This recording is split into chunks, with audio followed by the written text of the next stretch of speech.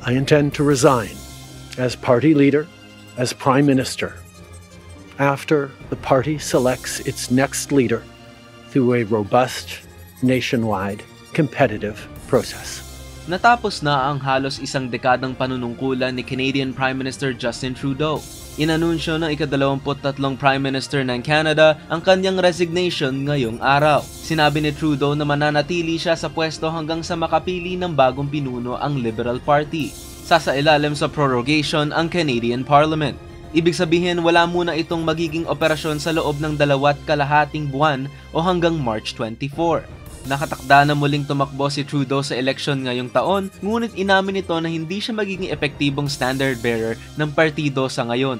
This country deserves a real choice in the next election, and it has become clear to me that if I'm having to fight internal battles, I cannot be the best option in that election.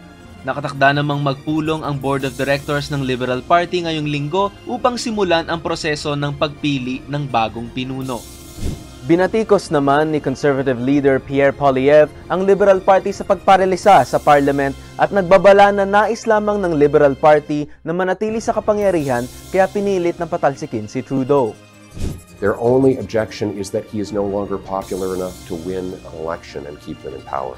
Humarap sa tumitinding pressure ang Canadian leader matapos magbabala si incoming US President Donald Trump na papatawan ng 25% tariffs ang Canadian exports sa Estados Unidos kung hindi pipigilan ng Canada ang pagpasok ng illegal immigrants at drugs sa US. Matapos nito ay sunod-sunod na nagbitiw ang gabinete ni Trudeau, kabilang na ang Deputy Prime Minister at Finance Minister nito na si Chrystia Freeland dahil sa umano'y hindi pagsang-ayon sa hakbang na gagawin laban sa polisiya ni Trump. Miguel Moldez, UNTV News and Rescue Canada. Diyos ang aming sandigan, serbisyong publiko ang aming pinahahalagahan.